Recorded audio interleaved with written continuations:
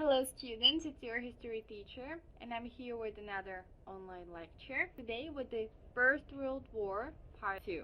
On the last online lecture, so the First World War Part 1, we've talked about the causes of the war, about the two alliances, so the Triple Alliance and Triple Entente, which changed after some time to Allied powers and Central powers. Then I talked about fighting in the Western Front after the Schlieffen Plan was activated.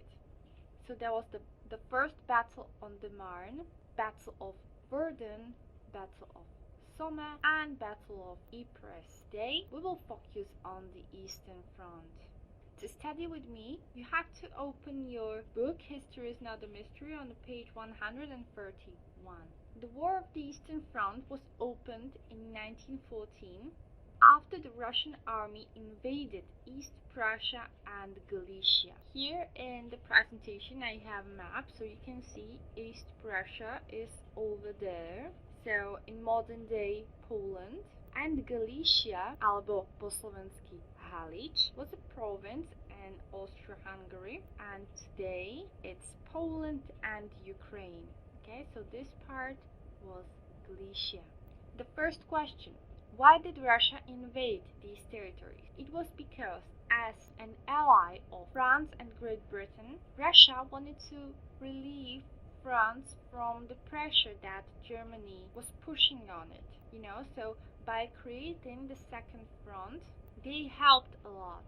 So you can see that in the map, the purple countries are Allied countries, the yellow-orange are Central powers, the blue-greenish are neutral countries, and for us they are also important the arrows that are signals of the advance, and also these little explosions that are showing the Allied victories, and the yellow explosions Central powers. So we can see that the first success of the Russian army in the Eastern Front turned to a defeat following the Battle of Tannenberg. We also call it the Tannenberg catastrophe. You can see the Battle of Tannenberg was over there, and there's this yellow explosion, which is the mark for Central Powers victory.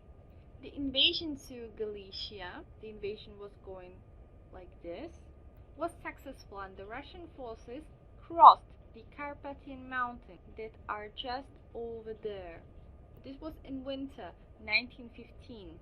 You can see that as well. So Galicia was crossed in 1915. They crossed the Carpathian Mountains in winter. After the Battle of the Masurian Lakes, the German and Austro-Hungarian troops in the Eastern Front functioned under a unified command. We can see that the Battle of Masurian Lakes was over there, so it's on the coast of the Baltic Sea, and that unified command was really important because before, German troops and Austro-Hungarian troops were commanded by different commanders, so it was more chaotic. So this unified command was really good thing on the side of the Central powers, and so far they were more successful than the Russians. So the last Russian attainment, so the last chance to change that situation, was the so-called Brusilov offensive. It was named after General Alexei Brusilov, and this offensive was the attack in 1916. The war on the Eastern Front on the Russian side was accompanied by high casualty, chaotic and collapsed supplying in hinterland.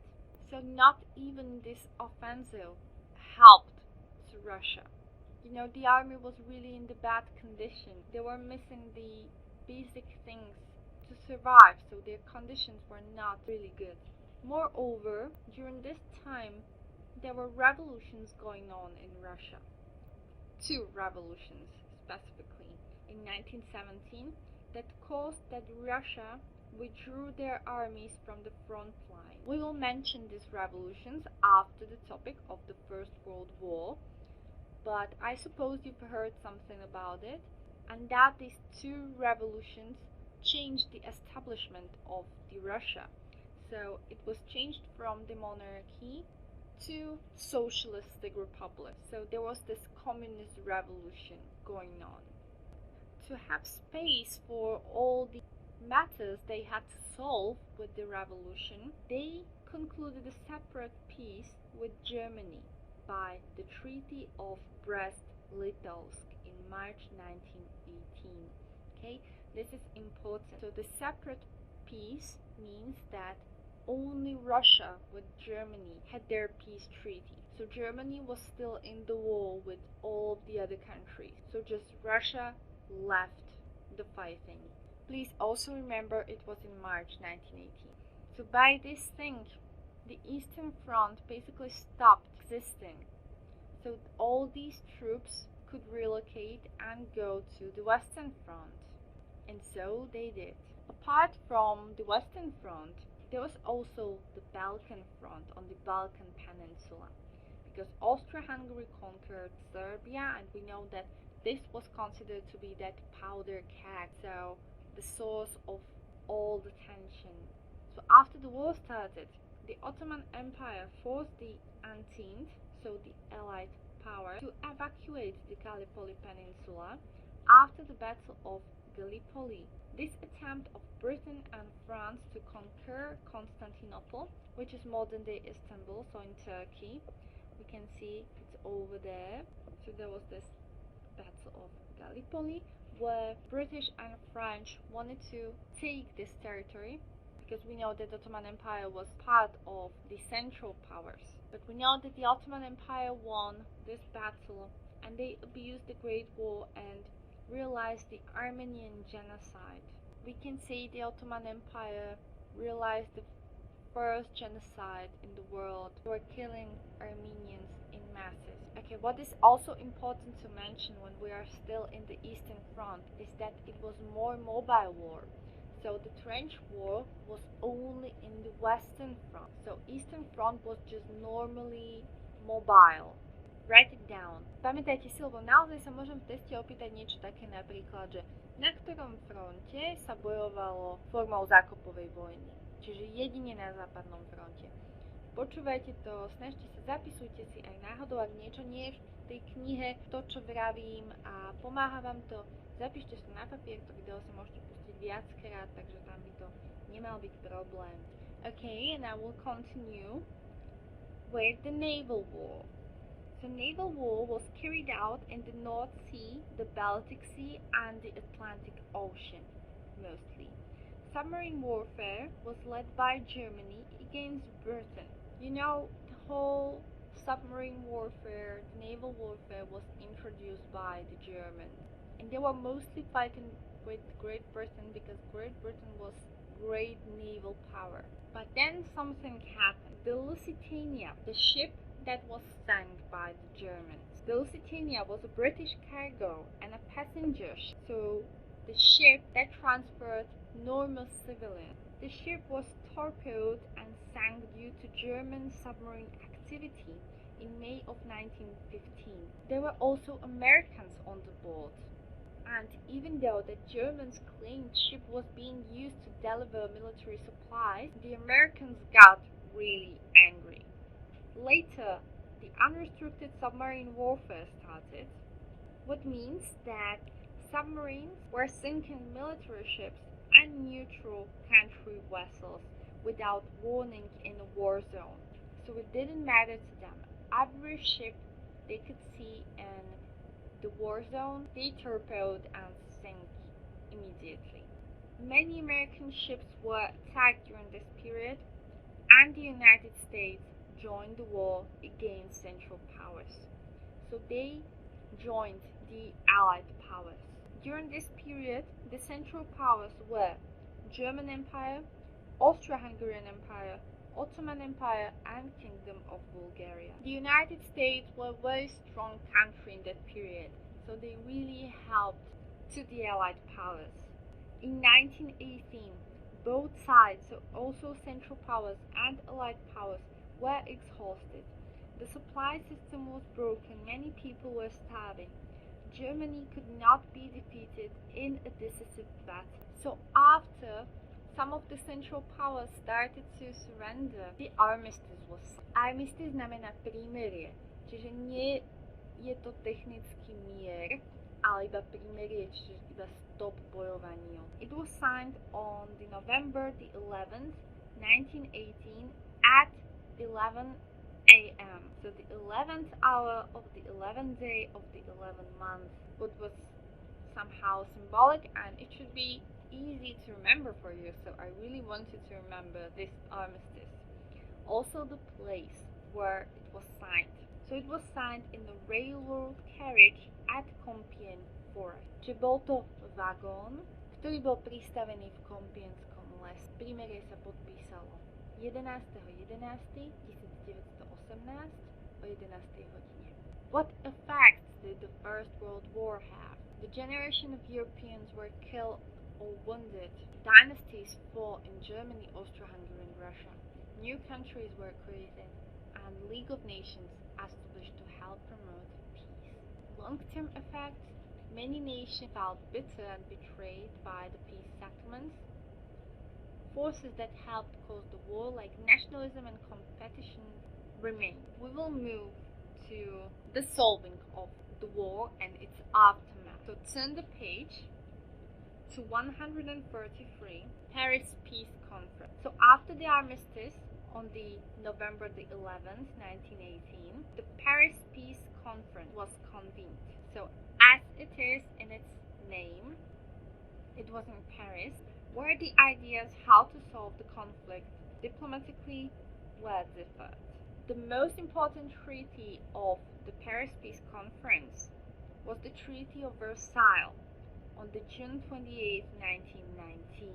It was between Germany and the Allied powers, and the most important representatives of these Allied powers were France, represented by the Tiger, Georges Benjamin Clemenceau, who was the French Prime Minister. The USA most important person was President Woodrow Wilson, and British aims were protected by Prime Minister David Lloyd George. What is important about Treaty of Versailles is that these countries had very different ideas about punishment for Germany, because Germany was blamed a war guilt. This means that it was responsible for the war. It was considered to be the main aggressor. Georges Clemenceau, the French Prime Minister, was really sharp. He wanted to destroy Germany because there was most of the fighting in France, so it was destroyed a lot. So the result of the negotiations were that the reparations were huge. Germany practically lost its navy and air forces. The military conscription in Germany was limited to 100,000 men. Germany lost Alsace-Lorraine, part of Schleswig to Denmark. Poland was recreated after nearly 200 years out of lands taken from three countries, Germany, Russia, and Austria-Hungary. According to Hitler, this treaty was designed as the Versailles betrayal, while German losses in World War I were signed as the dagger stab in the back. As you can see, this punishment for the Germany after they were blamed the war guilt after World War I was used later by Hitler as the cause for another war, as we know now. But in that time, these people didn't know. So it's under discussion if this was a good decision. You know, France wanted a strong punishment, but the United States and the Great Britain didn't want to punish Germany so much, because they thought when they will punish Germany, France and other European countries will become stronger, and they wanted to keep that balance of the power. So these well-known status quo. Let's see another treaties. Treaty of Saint-Germain was the treaty between Austro-Hungarian Empire and the Allied powers. It was decided that the Austro-Hungarian Empire will be dissolved. The new Republic of Austria was created and recognized the independence of Hungary, Czechoslovakia, Poland, and state of Slovenes, Croats, and Serbs. This also included war reparations, so Austria was also considered to be an aggressor. And now I will tell you something about the most important treaty for the Slovakia. And this is Treaty of Trianon. It was an agreement with Hungary. So Hungary and the Allied powers. Okay, it's always one of the defeated Central powers and the Allied powers. The borders of Hungary were reduced dramatically. Romania, Czechoslovakia, and the Kingdom of Serbs, Croats, and Slovene got the 3/4 of the Hungarian territory. It lost almost 70%. After the short communist episode, the Hungarian kingdom was created and was forced to sign the treaty. So it was in 1920. So 2 years after the war only, the Allied powers managed the situation with Hungary. Hungary really didn't want to give up their powers and their control over these territories. Then there were Treaty of Neuilly between the Allied powers and Bulgaria, Treaty of Savas between new created Turkey and the Allied powers. But what I want you to remember are Treaty of Versailles, Treaty of Saint-Germain, and Treaty of Trianon. So these three I want you to remember. At the peace conference, President Woodrow Wilson from the United States of America proposed the creation of the League of Nations, the institution that should have guaranteed the peace in the world. There were 29 states as the founding members. Later, this institution included 54 members. The United States were not the member of this institution because they got back again to politics of isolation. The new border arrangements after the war were called the Versailles System. So that's it for today. Please study on a regular basis because I know there's a lot of information. So I just wanted to know something about the fighting in the Eastern Front, maybe to compare it with the fighting in the Western Front. So don't forget that the Eastern Front was more mobile. There was this Brusilov offensive, but still it was not so successful for Russia. Russia then signed the Sacred Peace with Germany, the Treaty of Brest-Litovsk, because of their communist revolution. Okay? Then important for me is naval war, so the sinking of Lusitania. So what was Lusitania, what it caused, and so on. Also, very important thing is the armistice. So when and where was it signed? And the Paris Peace Conference. So the Treaty of Versailles, Treaty of Saint-Germain, and Treaty of Trianon. Also, to tell me something about the League of Nations and what it is, the Versailles System. You know, this will be important for us in the interwar period, also for the future of Czechoslovakia that we will talk about, and for the whole World War II. Because as you can see, there were a lot of bombs in Versailles system because a lot of countries were not satisfied how it went for them. So really study on a regular basis, and until the next online lecture, bye.